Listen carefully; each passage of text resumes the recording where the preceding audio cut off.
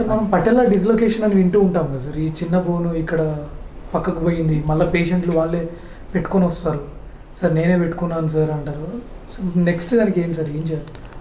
పెటెల్లా అంటే ఈ చిన్న బోన్ అండి, ఇక్కడ ఉన్న ఈ చిన్న బోన్. ఈ పెటెల్లా అన్నది మన ఈ మోకాళ్ళ జాయింట్లో ఒక పార్ట్.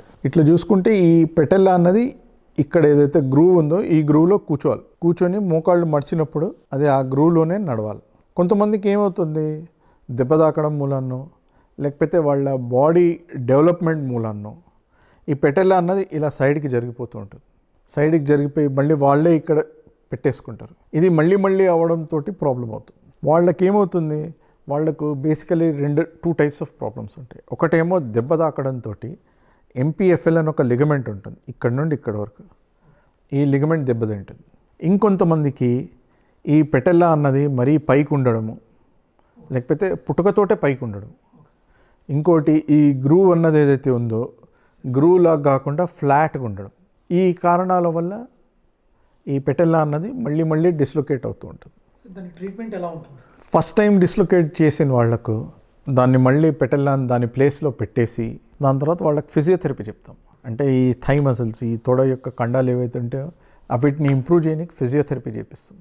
ఎస్పెషల్లీ సైక్లింగ్, వీటితోటి ఈ క్వాడ్రిసెప్స్ అనే మసిల్స్ డెవలప్ అయ్యి దాంతో మళ్ళీ డిస్లొకేట్ అయ్యే ఛాన్స్ తక్కువ ఉంటుంది. కాకపోతే కొంతమందికి ఫస్ట్ టైం డిస్లొకేట్ అయినప్పుడే చిన్న బోన్ పీసో లేకపోతే ఆ లిగమెంట్ కంప్లీట్గా కట్ అవ్వడము అది మనకు స్పష్టంగా ఎంఆర్ఐ స్కాన్లో కనిపిస్తూ ఉంటుంది. అట్లాంటి వాళ్లకు ఇమీడియట్ సర్జరీ అవసరం పడుతుంది. ఇమీడియట్గా ఈ ఎంపీఎఫ్ఎల్ అనే లిగమెంట్ని రీకన్స్ట్రక్ట్ చేయడము, ఆ చిన్న బోన్ పీస్ తీసేయడము అవి చేయాల్సి వస్తుంది.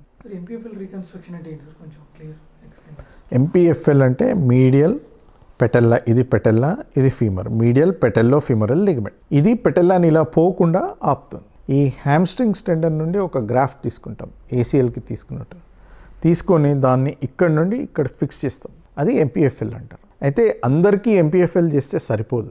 ఈ పెటెల్లా డిస్లొకేషన్ అయ్యే వాళ్ళను చాలా జాగ్రత్తగా క్లినికల్ ఎగ్జామినేషన్ చేసి ఎంఆర్ఐ స్కాన్, సిటీ స్కాన్ అన్నీ చేసి ఇంకా వేరే ప్రాబ్లమ్స్ ఏమేమి ఉన్నాయో, ఎందుకు డిస్లొకేట్ అవుతుందన్నది ఫస్ట్ మనము గ్రహించాల్సి ఉంటుంది. దాని తర్వాతనే సర్జరీకి ప్లాన్ చేయొచ్చు. ఎందుకంటే అందరికీ ఒకటే ట్రీట్మెంట్ చేస్తే దీంట్లో సరిపోదు. ప్రతి పేషెంట్కి ఏది అవసరమో ఆ పర్టికులర్ పేషెంట్కి ఆ సర్జరీ చేయాల్సి వస్తుంది. సార్, ఈ సర్జరీ అయిన తర్వాత మళ్ళీ ఎన్ని రోజుల్లో వాళ్ళ యాక్టివిటీస్కి వెళ్ళగలుగుతారు సార్? ఈ సర్జరీ అయిన తర్వాత ఏముంటుంది, కాళ్ళను ప్రొటెక్ట్ చేయాల్సి వస్తుంది. అంత ఈజీగా మనము సర్జరీ కాగానే అన్ని పనులు చేసుకుంటారంటే ఫెయిల్ అయిపోతుంది. ఈ సర్జరీ అయిన తర్వాత ఫిజియోథెరపీ అన్నది చాలా ఇంపార్టెంట్. మోకాళ్ళు మడవనికి రావడం అన్నది చాలా ఇంపార్టెంట్. ఒక్కసారి మోకాళ్ళు మడిచి మసిల్స్లో స్ట్రెంగ్త్ వచ్చిన తర్వాత అప్పుడు బ్యాక్ టు నార్మల్ చేసుకోవాలి. దీనికి ఇంచుమించు 5 months 6 months పడుతుంది.